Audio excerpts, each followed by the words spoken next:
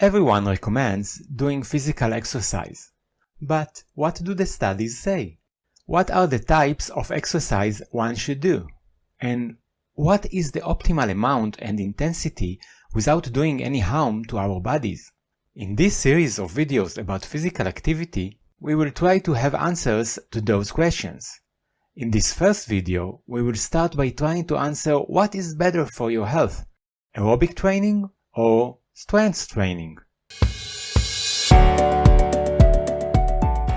Hi, in order to examine the health benefits of aerobic training versus strength training, we have a comprehensive study conducted on nearly 500,000 American adults over a long period of about 17 years.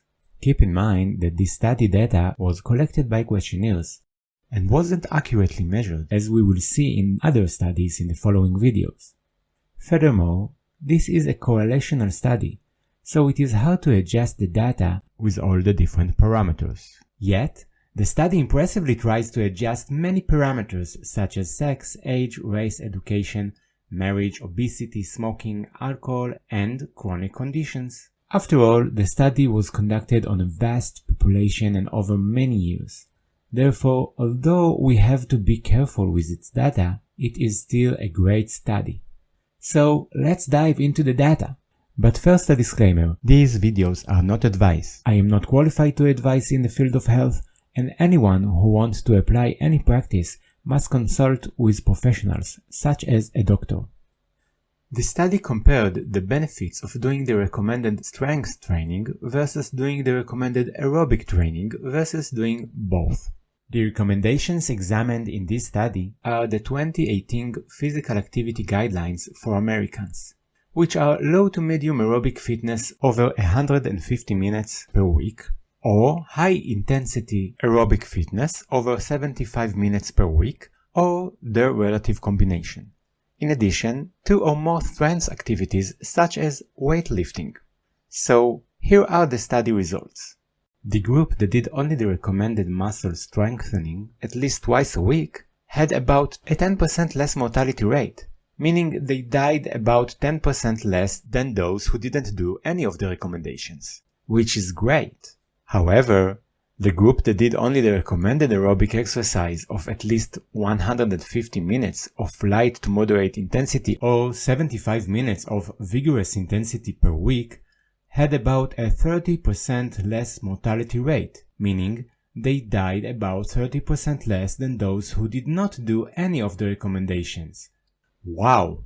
But hold on! The group that did both the recommended muscle strengthening and the recommended aerobic exercise had about a 40% less mortality rate, meaning they died about 40% less than those who didn't do any of the recommendations. Wow!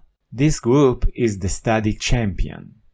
By the way, those results are for all death causes, but the study also shows results for some specific diseases, cardiovascular diseases, cancer, and chronic lung diseases. The result for those diseases is about the same as we just saw for all death causes. There is one exception for chronic lung diseases. About 60% death reduction from chronic lung diseases in the group that did the recommended aerobic, and about 70% less death in the group that did both aerobic and strength recommended exercises. Now, this is amazing. So, although this is only one correlational study, and I would like to see more research, it is still comprehensive with robust results. My takeaway from this study is that implementing the aerobic health recommendations is much more beneficial than only doing strength training.